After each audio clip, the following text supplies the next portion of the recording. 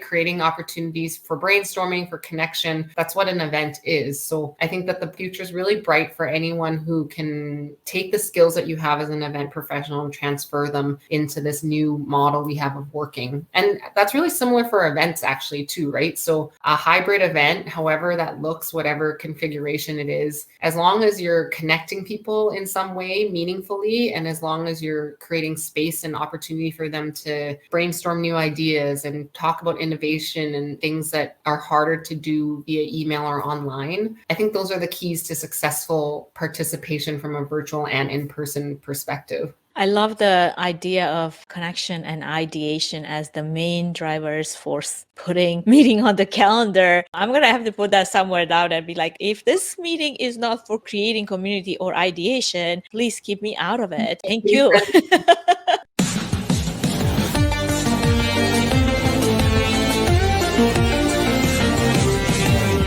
Welcome to Events Demystified podcast, where we explore and demystify the world of in-person, virtual, hybrid event AV production and technology by sharing insightful tips, tricks and tactics to make your events a success. This podcast is brought to you by Tree Fan Events, a woman-owned boutique event production agency.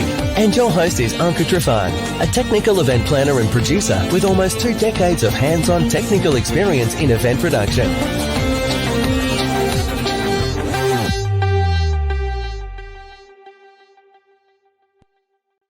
Welcome, friends, to another episode of Events Demystified podcast, your one-stop shop for tangible technical and planning advice for anyone in the events industry. This podcast is brought to you by Twine Events, a woman-owned boutique event production agency, and I am your host, Anka Trifan. On the show with me today, I have Anh Nguyen, Head of Customer Success at Twine. She is also the founder of Spark Event Management, an award-winning full-service event management firm, and the Spark Event Collective, a network of independent event planners that were collaborating and are collaborating to deliver event experiences, and is a seasoned business event professional who possesses over 15 years of event design, production, and management experience. She has managed a vast array of events and is known for her keen eye for detail while being able to lead, inspire, and manage large global teams. A fun fact about Anh, she started a group called Event Profs Break Shed, and I'd love to learn more about that. And that's how she got her current job in the event tech. You can learn more about Anh by following the links in the episode notes. But in the meantime, let's welcome our guest in.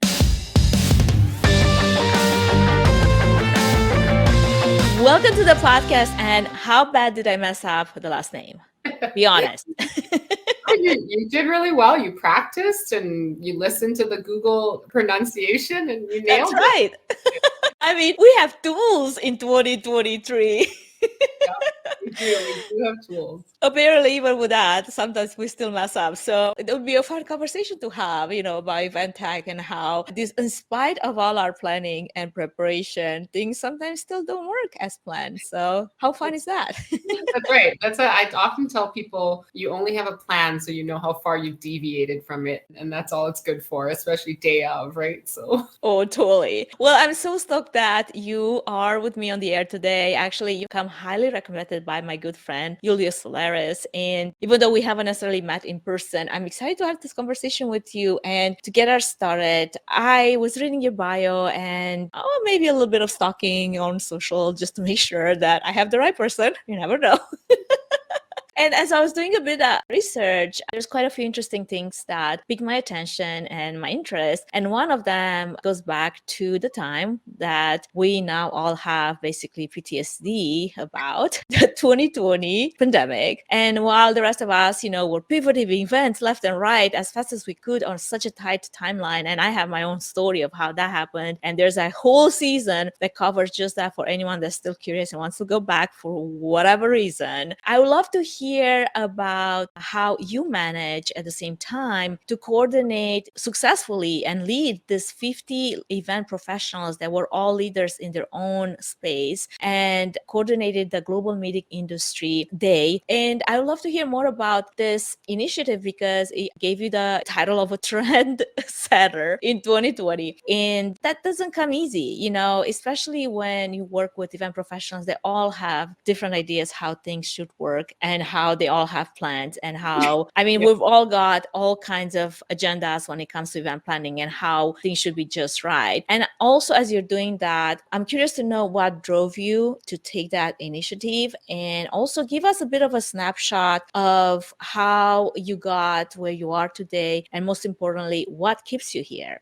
Oh yeah, that's a lot of questions and a lot to talk about. But I love to give you all the questions I want, so pick and choose whichever you want to start with.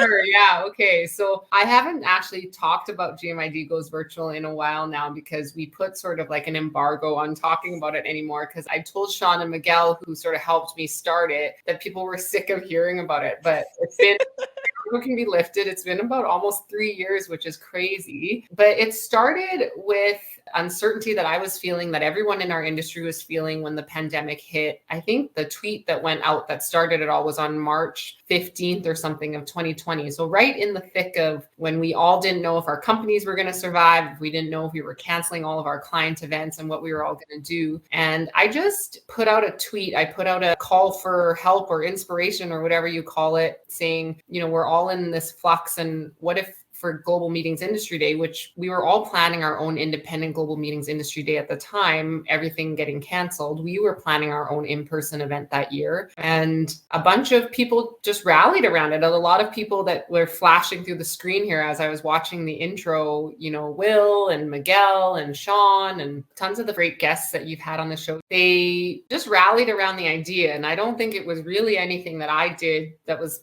spectacular by any means, other than plant this seed.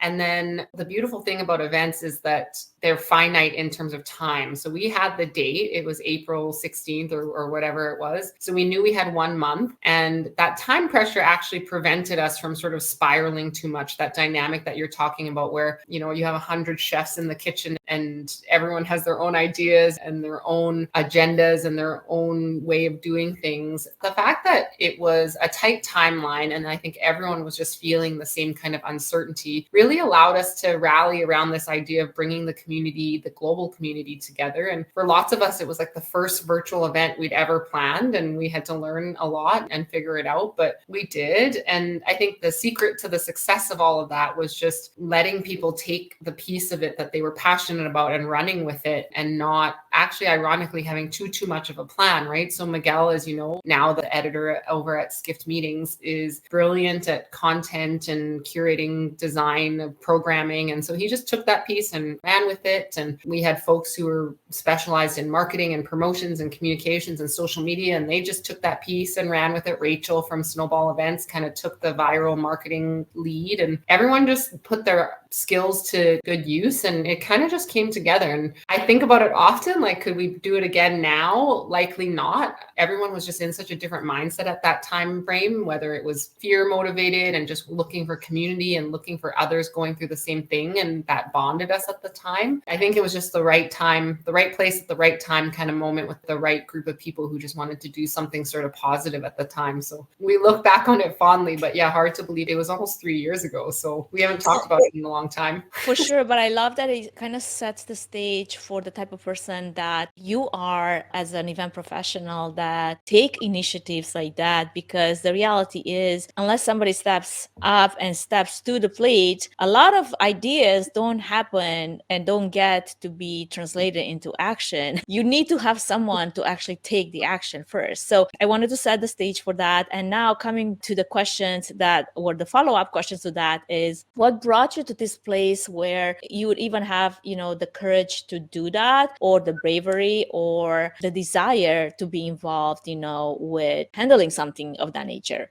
Yeah, so I always tell people the first thing to do when you have an idea is buy the domain. If you buy the domain, it actually, tongue in cheek, I own a lot of domains, but it sort of makes the idea a little bit more tangible because all of a sudden you have this URL, you own this domain. And that's what we did right off the bat, is just over the weekend decided we'd buy the domain and see what happened from there. And I think it just is in nature of most event planners, right? To when in a room lacking of someone to give some direction, we're all very good at putting our hand up and being the person that says, I don't really know how I'm going to get there. I don't know what steps 1 to 99 are, but I know I need to get to 100 and we'll figure it out as we go, right? And that's such a brilliant skill set that most event planners have, is we don't always have to see all of the steps, but we see the final destination and we know that we can persevere and MacGyver things together and pull the right pieces into place to get to where we need to go. So I think if you sit there and wait for all of the steps of your path to be clear, you'll never start, right? So just start, and most of the time you'll figure it out and get there. And the result might not be exactly what you would have done if you could go back and do it again, but it usually gets you there. For sure. Now, let's put the spotlight on you, Anne, because you're trying to navigate away from that. I'm not going to let you go until you tell me who is Anh Nguyen and what is it that drives you still in this industry? Okay. All right. I would say the one piece that has been consistent throughout my career from, when I first started in this industry to now is my desire and belief that when people come together, and now I believe whether that's virtually or in person, really great things happen. So from the very first day of remembering my brother's 7th birthday party when I would have been 8, I much more enjoyed organizing his birthday party and bossing his friends around and sort of creating that experience rather than have my own birthday party, right? So from a very young age, I've always believed in the power of convening humans. And I've been fortunate throughout my career to see a number of amazing things transpire from 2 people who met at a conference, or they had a moment at an event in the lobby bar or the elevator or the, networking reception. And they go on to either create something cool, create a business, invent something, cure something, or the really cool thing is being able to change the way someone sees a certain issue or a certain topic because you were able to have a conversation with them. So I've always believed in the power of bringing people together. And I didn't know that event planning was an industry you could go into and make a full-time career out of it. I have a degree in operations management, and, I was going to go be a business analyst and consultant. And I fell into event planning like many of us do by accident because it was something I was passionate about. So I volunteered in college or in university to do event planning. And that's eventually what led me on into my career. But it's always the fundamental belief that when 2 humans sit down and talk to each other, whether that's online or in person, really only good things can come out of it if the space around them is designed and created intentionally to foster that kind of connection, right? So I've seen that happen time and time again over the last 15, 20 years. That'll always just be a common thread within my career of what I'm doing, even carrying over to what we do at Twine, right? That's a founding principle of what our software does. So does that answer the question? I will go with that for now. All right. You drive a hard bargain. I love this idea of, creating community. And with that, one of the things that I'm most passionate about, creating a space for belonging for anyone that just doesn't fit the mold or doesn't fit within one box or category or whatever. And your purpose sounds like is fulfilled when you are able to bring people together to do great things and create opportunities for positive change. And I can't be more honored to get behind something like that, because it is something that I lead with in my own space and my own niche. And I love when I meet people and event professionals that have the same passion. Now, I would love to hear on a personal and also professional level as well, how has this passion modeled, or how are you practically modeling it personally, professionally, whatever, which direction you want to take it? Sure. Yeah, there's lots of ways. And in the last 3 years, I think we've all realized how intertwined, no pun intended, personal and professional lives can be, right? Like I'm sitting in my home recording this for you, which 3 years ago would have been kind of odd, but I'm wearing slippers, right? And you sort of have seen over the last 3 years, those lines really blur. And one of the ways that I think we've really built on that is through the work that I'm doing at the collective. So the Spark Event Collective, where exactly like you said, breaking the mold. So the Spark Event Collective is a network of independent planners. And right now it's all female. And that's not actually by design or intention, but it's just the audience that this message resonates with the most, is that I don't believe that the way we work should fit around our lives. I don't believe that the way we live should fit around our work. I believe it should be the other way around. So we have designed essentially a system where independent planners work under our brand, and we bring in projects and contracts, and then they take on work when and if they choose, whatever fits their life, right? So we have planners who take on one project a year because they're raising a young family and they just need like an extra income. And then we have single moms who are working for us pretty much full time on contracts because this is their main gig. And we've started building this really cool community of really unique event planners there from all over North America. And the idea that just because we've always done something the way someone has told us, that you have to go into an office and work 9 to 5 and have one job and be there 40 hours a week, doesn't mean that that's how we have to do it forever, right? And the pandemic was such a great catalyst for change in terms of looking at the way we work and the way we connect distributed and remote teams and all of that stuff. That the collective is really founded on my fundamental beliefs that just because we've always done things the way we were doing them shouldn't be how they continue forever, and that the power of community is really strong. So that word that you use, like the belonging word, is really powerful, because when you feel like you belong to something greater than just yourself, whether it's a community or an organization, you can accomplish some really cool things, right? So we've founded this organization based on those principles, and all of those principles also trickle through our work at Twine, right? Like Twine it's a platform, it's a software product, but it's rooted in the belief that technology can bring people closer together through conversation, through facilitated discussion, through different ways of connecting. And so those principles really, they trickle through all aspects of my career and my professional life. And the collective was founded on personal experience that I had raising my daughter while trying to run a company, right? And that's when I really understood that the way that we work, I think, is broken, especially for women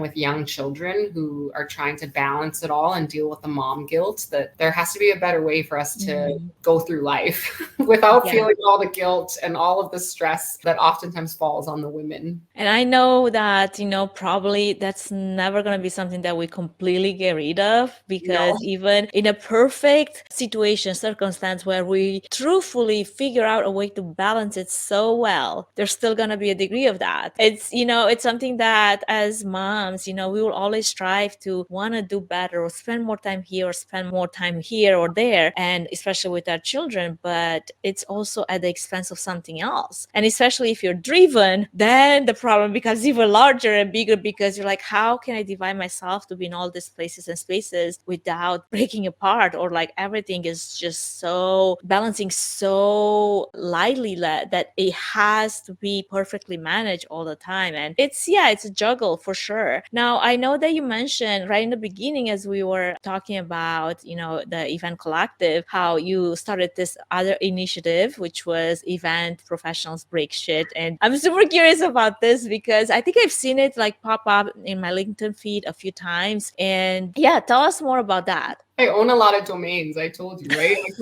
I constantly come up with some good ideas, some not great ideas, but they all have a domain. So ask me about some of the things that didn't work. But Event Profs Break Shit was a sort of tongue-in-cheek passion project that changed the trajectory of my career like I didn't expect it to. So when the pandemic happened, event planners were sort of inundated with all sorts of different event tech companies promising us things, wanting to show us demos, and buying software was new for a lot of us, right? So I just started getting really annoyed with how software was being sold to us, especially at a time when we were all just like running around with our heads cut off, like trying to figure out what was even happening. So it came about because there was a software company that said that they could do a certain thing for a certain number of people. And I had emailed them and said, I'm looking for something for my client, and tell me what the capacities are. And very typical software company, they were like, it's unlimited, and sign up for this demo and we'll show you and then we'll tell you how much it costs. And I said, well, that's really annoying. So I tweeted again, like, I need some friends to come help me test this platform. And I think 70 or 80 people showed up and we broke the thing. Like it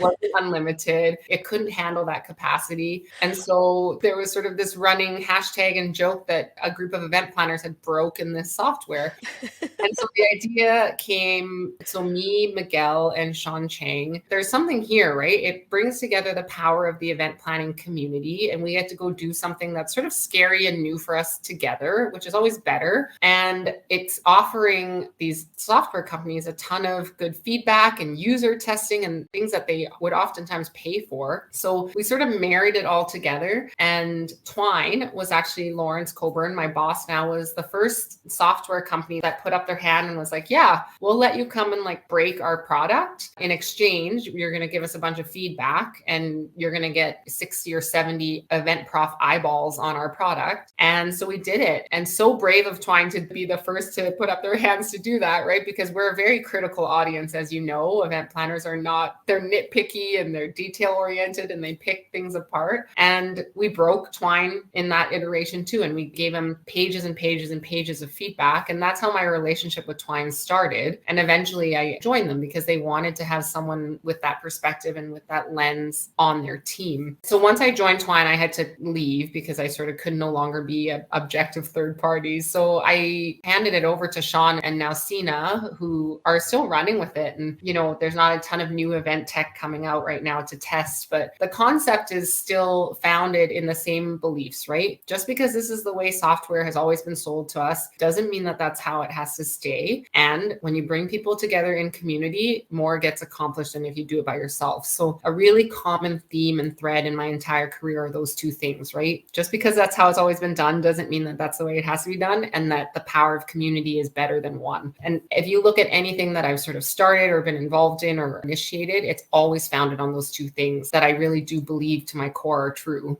I love that. So for anyone that's curious how some of the tested broken platforms performed, is there a place, a website, a domain? There's an inventory or a report on any of those platforms at this point? Yes, there is. Sina and Sean have done a great job of keeping that up to date. So eventprofsbreakshit.com is still, as far as I know, up and alive and well. And they have a post-break report on everything that they've ever tested. So I know that they've done Twine, they did all seated. We did something with Swap Card. They've done stuff with Ingamio. So lots of platforms during the peak of virtual events and software companies sort of coming out in full force. They were busy and tested quite a few, and software companies started paying them for the service, right? So right now, as we're talking about it, event tech and virtual event technology is sort of uncertain where the future of that's going to land. So not a ton of demand in terms of new software to test right now, but it's still there. And I think the concept is sound and might be a new way for people to purchase software, right? Especially in a hybrid context. I mean, I can see so many different ways in which you can break it again, because for me, 2022 has definitely been a lot of hybrid event production, execution of events. And let me tell you, you try to marry the in-person with the virtual, and a lot of platforms do not rise to the demand because there's a lot of details and a lot of ways of doing things that can interfere with what the thought was behind the platform in the first place. So if you're not prepared for it, there's ways to break it left and right. And sadly, the day of the event is not the day when you want to do that.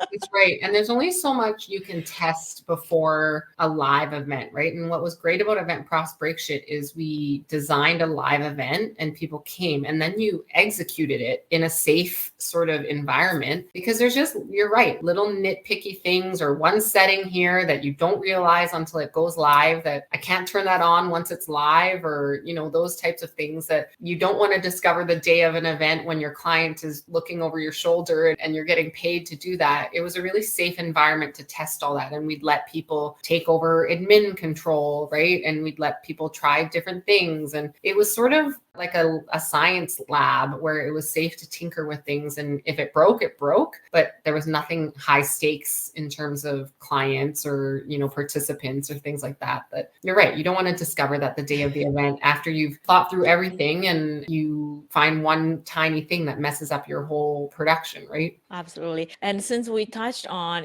hybrid events and live events, the reality is that the cost of putting of an in-person event these days with a hybrid element, whatever that might look like, the cost is really spiraling out of control. And as far as we're concerned in 2023, I see that as being a huge factor when it comes to deciding whether or not people should have, an event or attend an event in person. Now, for anyone listening, because we mentioned Twine, and I'd love to hear your perspective on this. Like, for example, if I'm working in a home office, escaping to an event for a few days, it's actually something that I am considering more than I was before, because it gives me the ability to go out and network and not just be, inside my office all the time. But for someone that's actually working maybe back to an office, that might not be as attractive. So I'd love to hear from you, what are some of the trends that you are seeing when it comes to hybrid or remote workforce that event planners should pay attention to in 2023? Yeah, great question and $1 million question for sure, right? Like we at Twine follow the remote work trends really closely. That's the majority of our clients are event and experience design folks who are using Twine to connect remote teams, so internal event planners. And what we're starting to see is a real leveling out of a hybrid work week. So 2 to 3 days a week, they're asking people to come into the office or work from home based on a schedule. And I think the overarching trend, which actually also I think applies to events, a little bit harder to do because, like you said, of budget constraints, is flexibility and personalization, right? And you like to travel to certain events because you don't want to be stuck at home all day. There's certain people who never want to be stuck at home because they have young kids or pets or family or whatever at home. There's some people who want to be home all the time. And what organizations are still experimenting and struggling with is, what is that mix, right? Some organizations are like, it's totally up to the individual. You decide when you're going to come in, you decide when you're going to work at home,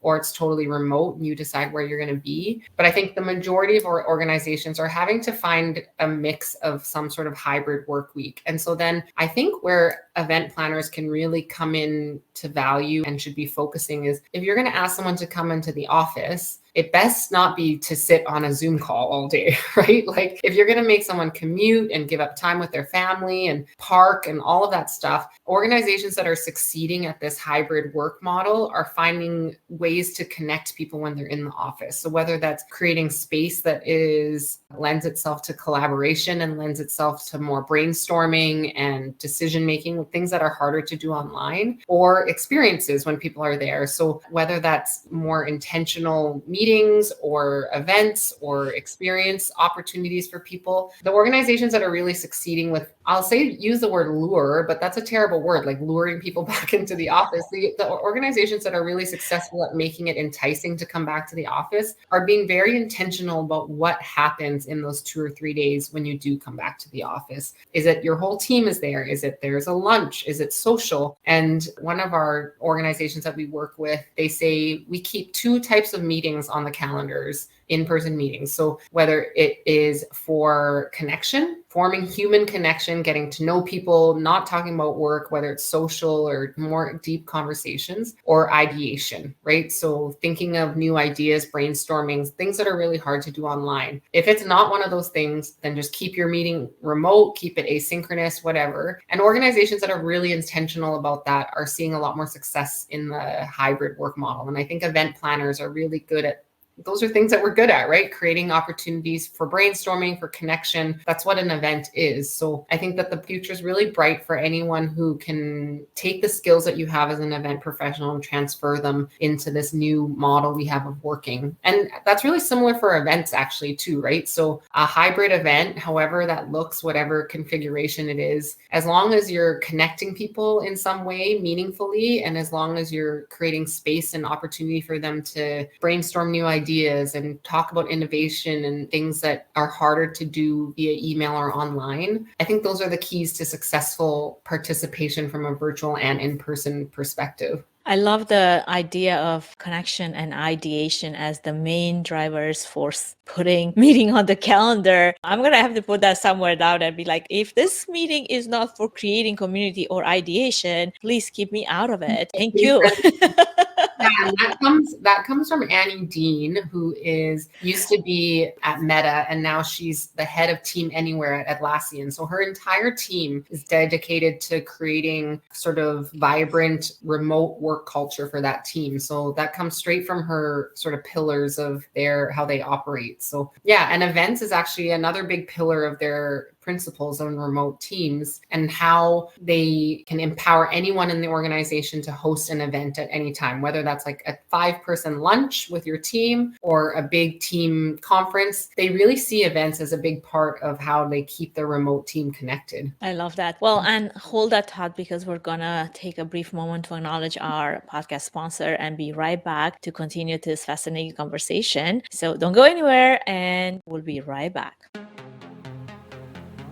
Before we move any further, I wanted to give a quick shout out to our main sponsor, Twine Events, which is a boutique event planning and production agency that will come alongside you, offering personalized event planning and technical support, strategic event design, production and technology management, and flawless execution for live, virtual, and hybrid events. The team at Twine Events is passionate about planning and producing event experiences that get people involved with true moments of interaction, engagement, and co-creation, while offering white glove treatment throughout the entire planning process, enabling you to reach your event goals with the use of creativity, production tools, and event technology. To find out how Twine Events can plan and produce your event become memorable, go to twineevents.com.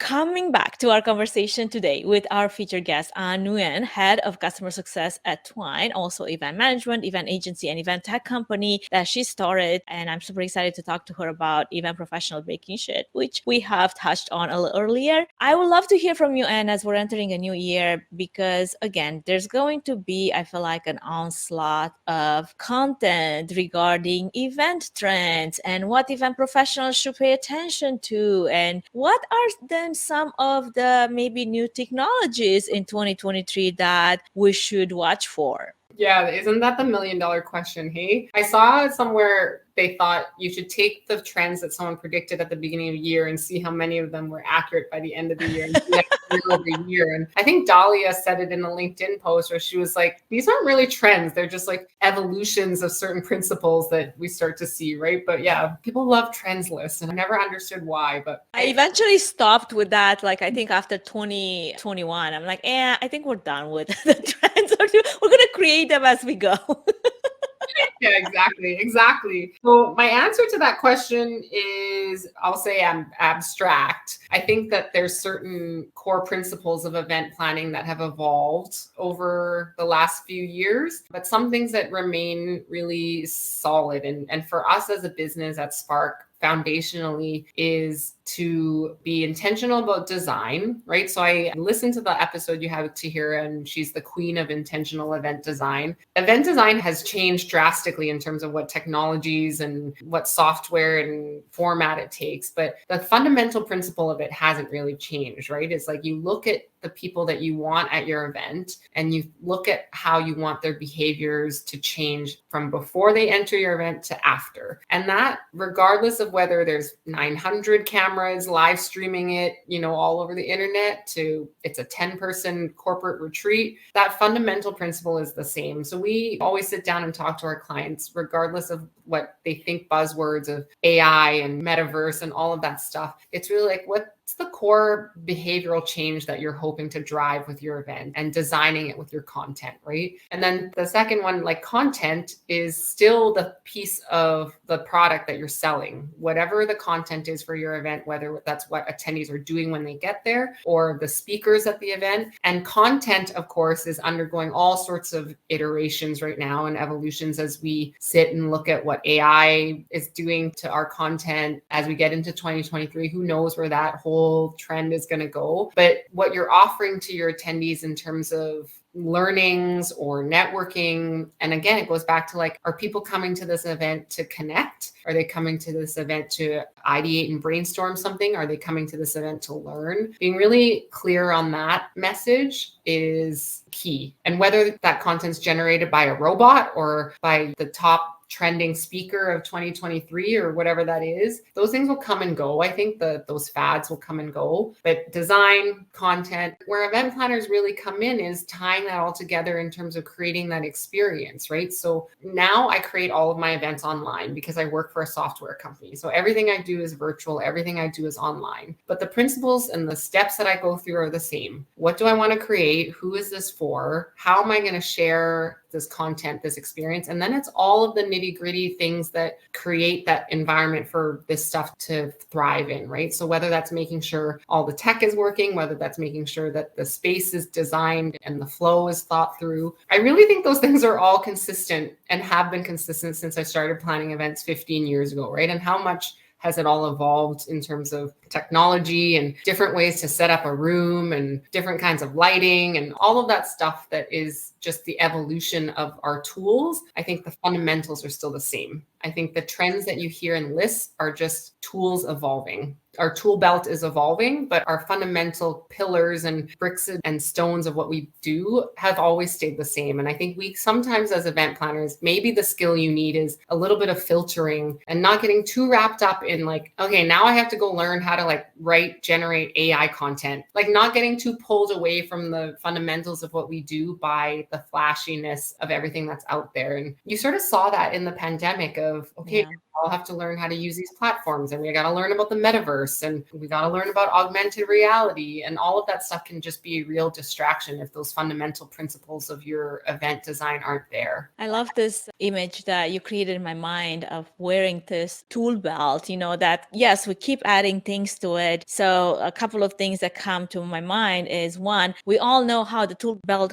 hooks onto our waist, right? Like we all wear it, right? Now, how well we wear it is also a matter of how strong we are, right? Because like, for example, the more stuff you add to it, the heavier it becomes. So keeping yourself in a place where mentally and physically and emotionally, you can tackle all the challenges that come with all these new tools that keep adding to your tool belt, I think it's also important. And with that, I would love to segue into this other topic that it's very important and close to me, because especially in the new season for this year, wellness for events, wellness for event professionals, wellness as a way to incorporate it in our workflow and in our remote offices or in-office offices. I would love to hear your thoughts about how we can do that better, especially at events, either in a workplace or even personally. What are some ways in which you keep yourself healthy and well and away from burnout? Because one thing that I've learned, especially in 2022, is burnout is something that is always lurking on the horizon. And especially in an environment where things are happening super fast and we're all like unsure, like, should I say yes? Should I say no? Because I don't know what tomorrow brings. The events have been like here and there and nowhere and sometimes everywhere. It's been hard to manage all of that and balance it well in a way that we take care of ourselves so we can take care of them, right? Like putting your mask on before you try to attempt to save someone else next to you. So coming back to the question, with wellness in mind, what are some tips that you've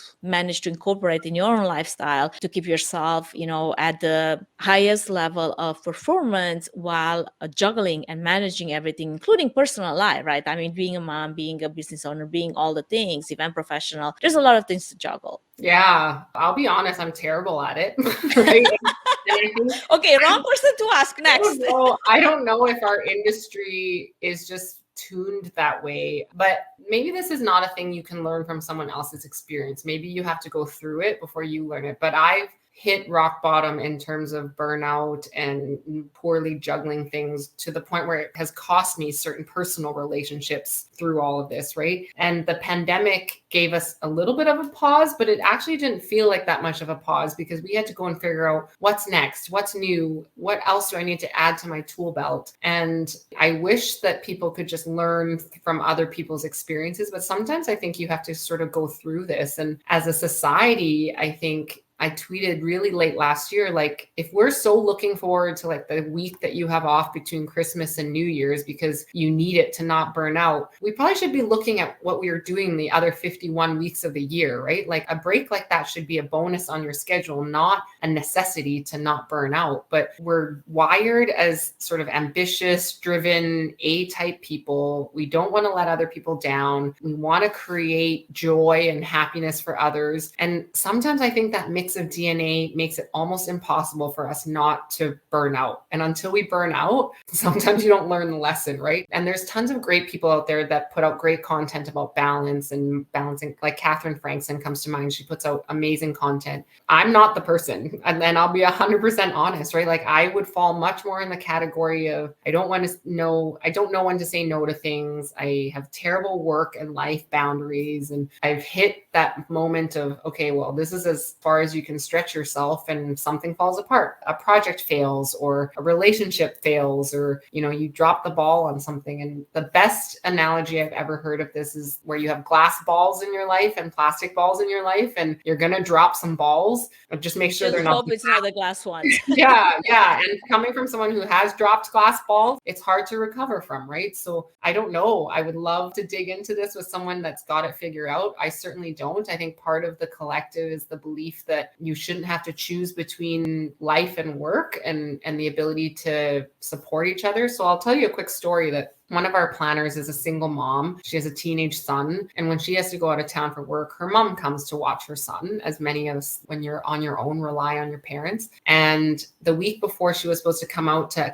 Alberta to plan an event, her son got sick and then her mom got COVID. So her entire support network just fell apart, right? But because she was part of this community, we were able to bring in a different planner to run and execute the event. And if she was by herself as an independent entrepreneur, she wouldn't have been able to do that. And I've certainly been in a spot where I had to choose between a professional commitment that I made over the well-being of myself, my partner, my child. And that's just not a place that anyone should ever have to get to, but we do get to it. And I think it's all personal learning on what your boundaries are and when to say no. Maybe 2023 is the year you start saying no to things, but you're also right that we've gone through a pretty traumatizing couple of years where you don't know if the work is always going to be guaranteed. So that's hard to do. So I don't know. I don't know what the answer is. I don't know.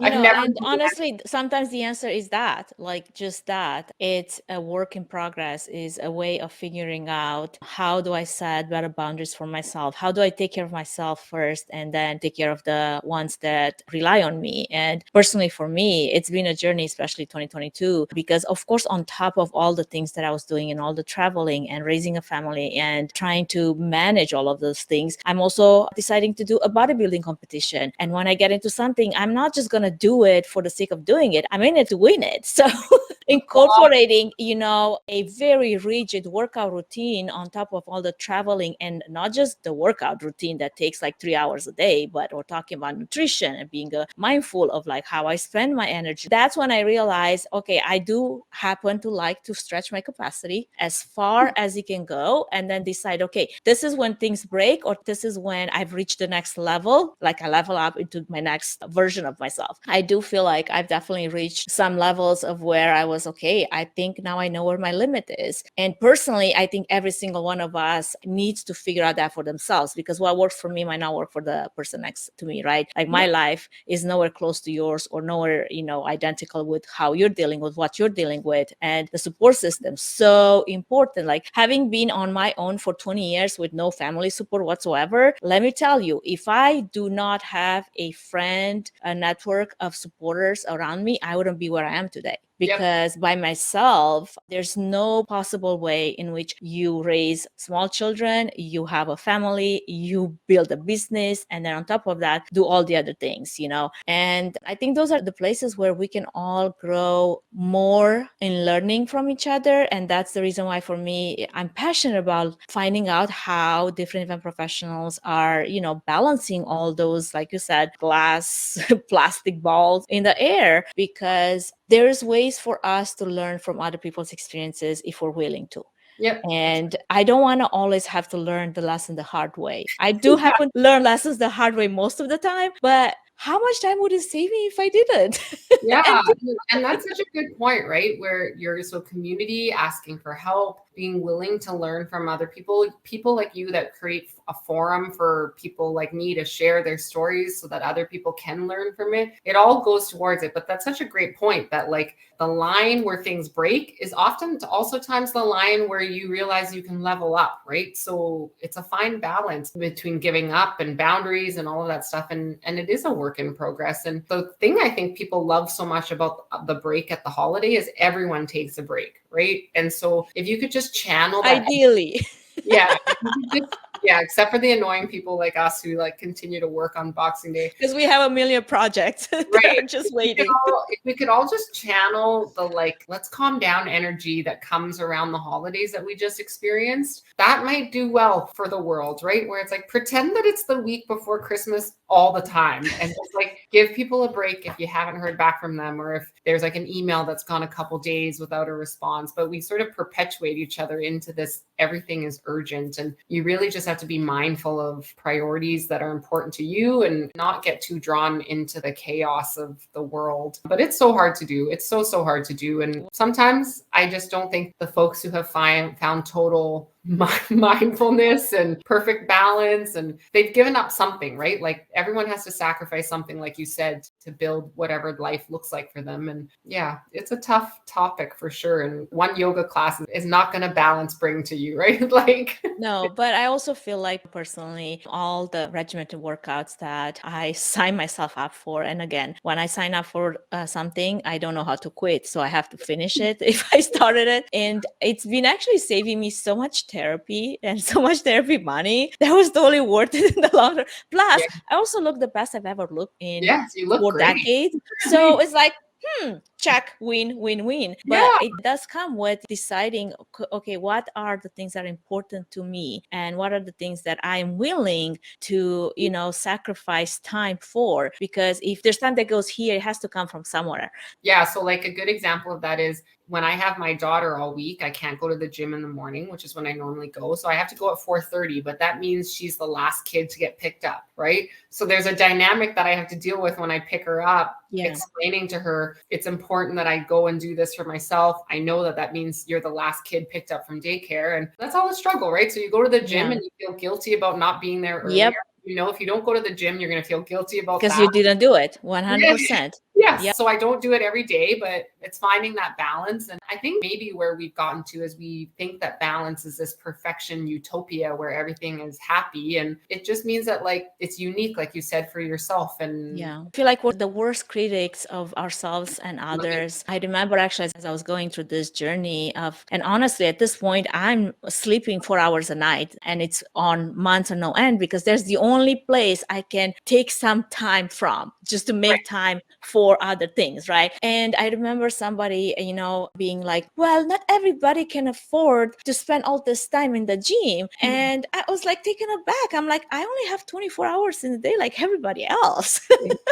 Unfortunately, it's like it's the reality of things, but because I am willing to do this one thing and sacrifice on other things, that's why this is happening. And that's why the transformation has happened. But you can't compare your situation to my own mind to yours. You're going to have to figure out for yourself if that's something that you want. I'm not going to like give you the recipe of what works or doesn't work for you because I don't know what's in your life or what's happening around you, right? But it's just so weird like to have that like response of like, well, it sounds like you're gifted with extra time. I'm like, no, I don't think so.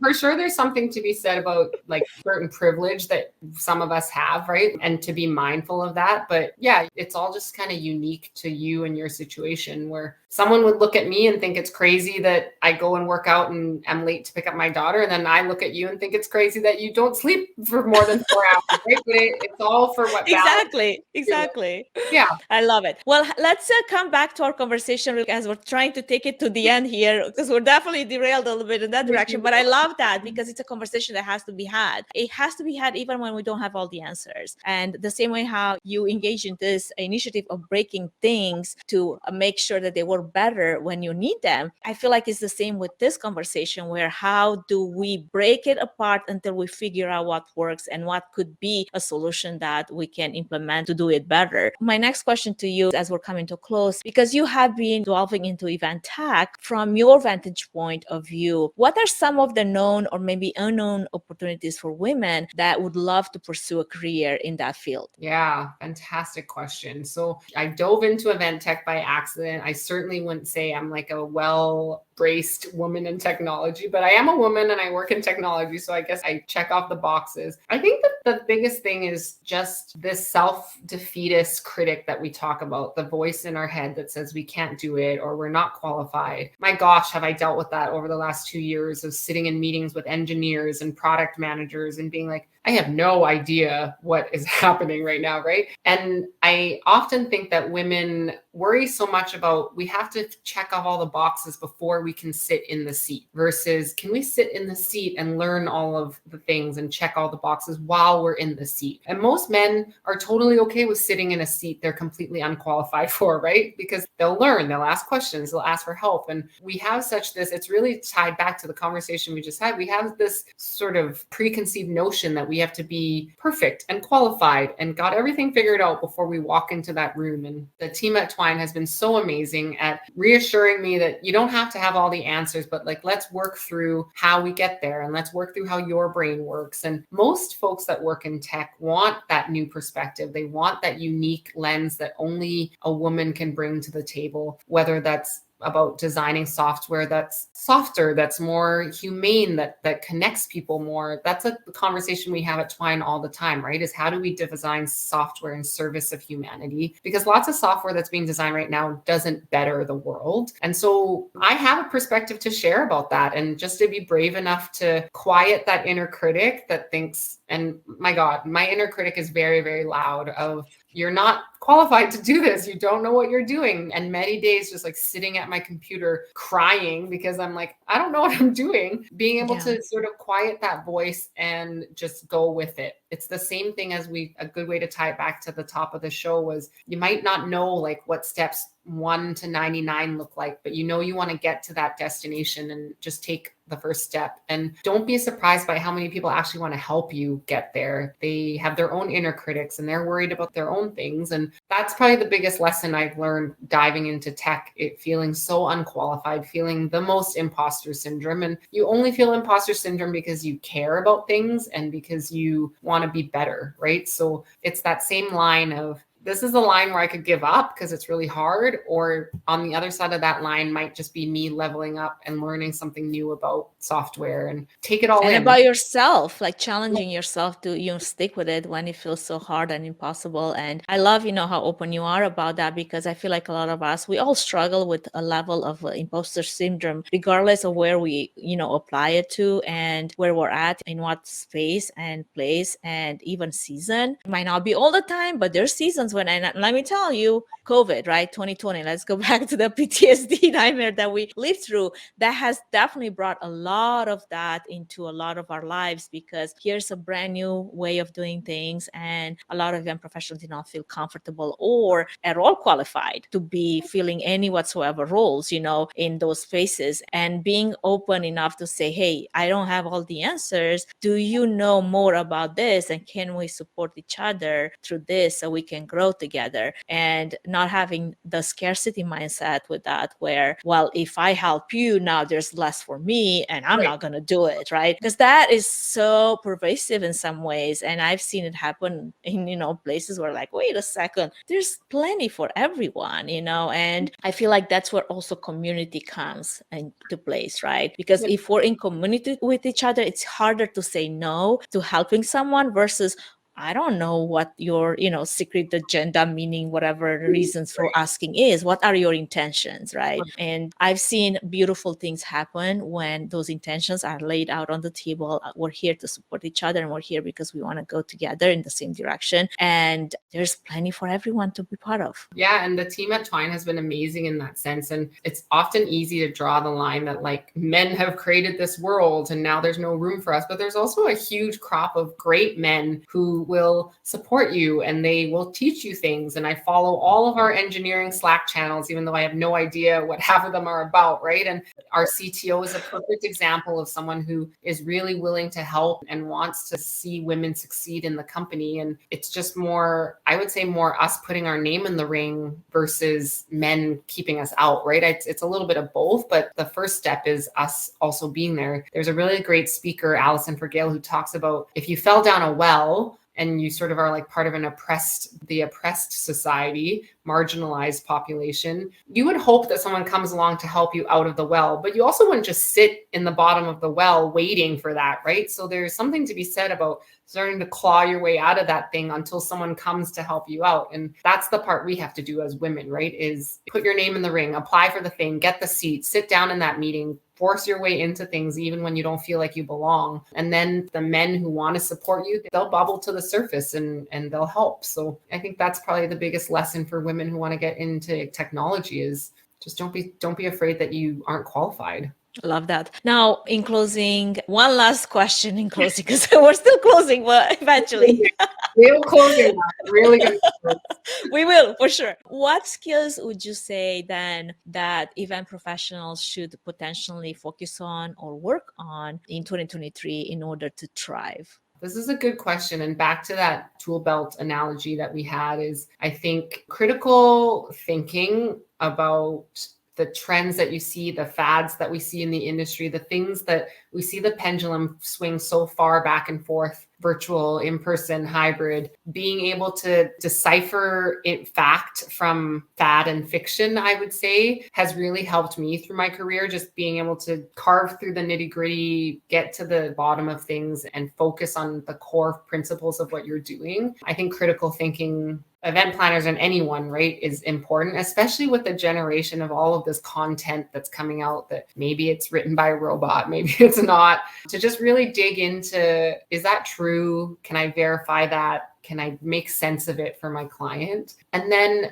the skill of being able to build trust virtually. So now you're likely meeting with everyone online. You're likely connecting on Zoom before you meet them in person, building relationships, building trust, and becoming that trusted partner virtually. I think that's a really good skill for anyone to be working on, especially event planners, as you try to become trusted advisors for your clients. Can they trust you without being able to shake your hand and look you in the eye? And then, like always, just sort of staying up to date on the evolutions of your toolkit, right? Your tool belt. Don't force a bajillion tools in there. You don't need 19 different types of screwdrivers, right? But be aware of like what is evolving when it comes to the screwdriver and how can I use that for my clients? Stay up to date, listen to podcasts, follow the people that are putting out good content on that. But the biggest thing is just like, don't get too overwhelmed with all of the noise.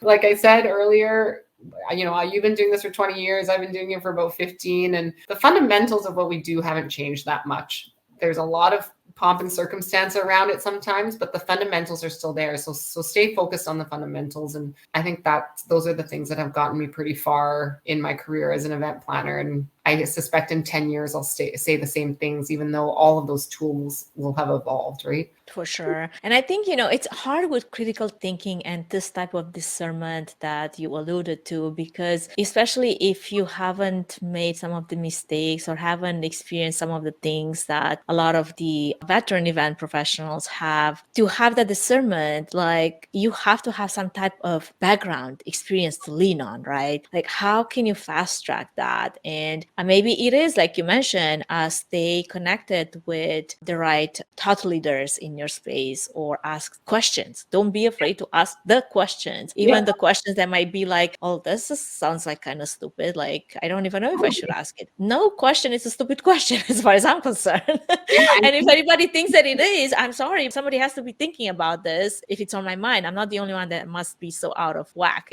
asking this. And social media is so powerful for that. Both GMID Goes Virtual and Event Profs Break Shit started from me just putting out what could seemingly be a stupid question on Twitter, right? Where I was like, can we do this? And why is everything so painful? Like, why can't we break this a different way? So you're right. Just ask questions, be open about it, be honest. You don't have to have everything figured out. And if you don't know, just say you don't know, right? Like, Yeah. I think those are really good reminders. Absolutely. Well, where can our audience connect with you? And I know you mentioned Twitter quite a few times, so I bet that's the one main place that probably you hang the most. But anywhere else that our audience could potentially connect with you if they have one of those questions, out of whack questions that they want to address?